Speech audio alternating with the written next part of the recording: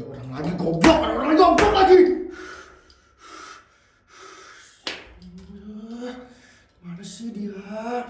Kok bisa sih kayak begitu?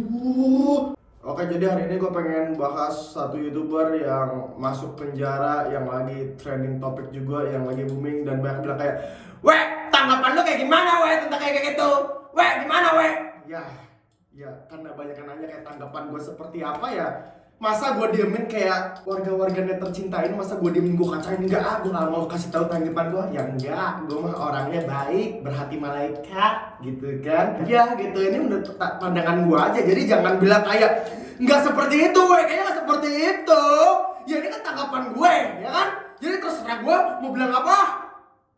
Ya, dan hari ini juga nggak ada iblis ya kan, soalnya kenapa ya, gue sekarang ada di Bali, iblis ada di Jakarta gitu kan. Jadi ya tanpa dia pun cobalah gue berusaha gitu kan. Iblis, iblis, aku kangen kamu. Jadi nggak usah pakai banyak bacot. YouTuber yang pengen gue bahas di sini adalah, ya gue sebut inisial aja lah, soalnya kan kalau pakai sebut nama asli takutnya nggak enak gitu kan sama pihak bersangkutan. Inisialnya itu Erlangs, jadi gue pengen bahas dia itu di sini gitu. Ini orang jual surat COVID gitu, pokoknya intinya begitu, dan dia ditangkap sama 2 orang temennya. Dan yang laporin ini ya udah pasti ya, Dokter Tirto ya kan, dia kan bergerak di COVID gitu kan. Jadi kalau misalkan ada orang-orang yang bermasalah seperti ini, emang bagus untuk dibuang aja. Gue bahas dong kisahnya kronologisnya gimana, baca sendiri di Google ya. Jangan tanya ke gue, kalau misalkan gue cerita dari awal sampai akhir bisa sampai Imlek tahun depan baru selesai nih gue cerita ya. Jadi baca sendiri, jadi kayak orang males gitu. Kalau misalkan ditanya kayak, "Weh, bener atau salah nggak sih jualan surat COVID begitu demi keuntungan dia pribadi gitu kan?" Sini. Jawabannya gini nih. Ya enggak lah, tolong! Ya maksud gue, lu ngapain sih jualan surat kayak gitu kan? Surat haram, maksudnya bukan surat COVID yang haram, tapi kayak caranya haram gitu. Jadi kan kita sebutnya jadi surat haram ya kan, karena melakukan hal-hal yang di luar peraturan gitu kan. Kalau misalkan lu mau surat, ya jangan bikin surat COVID jadi kayak begitu anjing. Yang legal-legal aja lah, seperti surat hitam ya kan, itu boleh ya. Blackmail, lu mau ngakuin kegiatan haram segala macam, ya lu lakuin dengan legal ya kan. Yang haram, yang legal apa? Jualan babi ya, itu legal gitu kan. Jangan jualan surat COVID, itu nggak boleh. Please, gak boleh itu ya, anak-anak, gak boleh. Ya gue gak ngerti sih dia tujuan dia ngelakuin ini apa gitu. Mungkin dia kekurangan uang gitu, terus dia menghalalkan segala cara ya kan. Ya ini gue gak ngerti lah. Pokoknya kondisinya kalau misalkan lu emang gak ada uang, ya jangan kecentak kepepet begitu gitu. Emang gue tahu, gue ngertiin kalau orang lagi butuh duit tuh emang gelap gitu kan. Kayak ibaratnya satu mall lampunya mati semua, ya gelap, semua orang gak bisa lihat.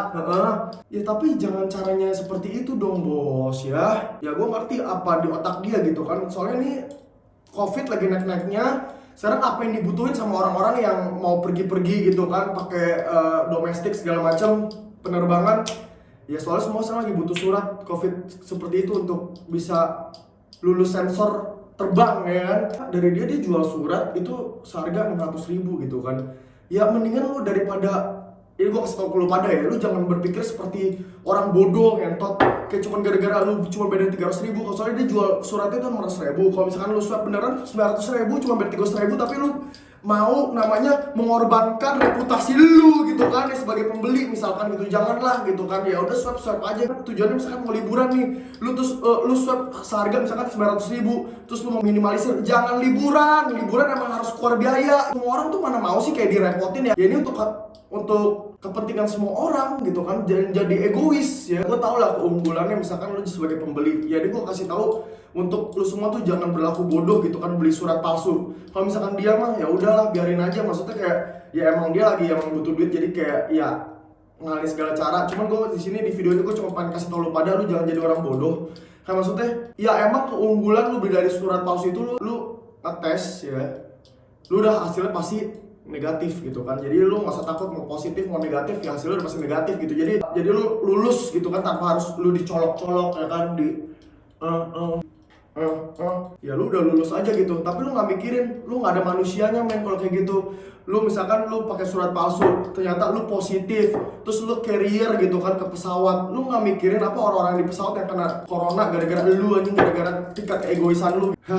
Sebenarnya ini permasalahannya ini gue tujuan video ini sebenarnya bukan untuk Erlangsa, tapi untuk lu pada yang berpikiran harus mau beli surat palsu untuk pergi-pergi segala macam ya.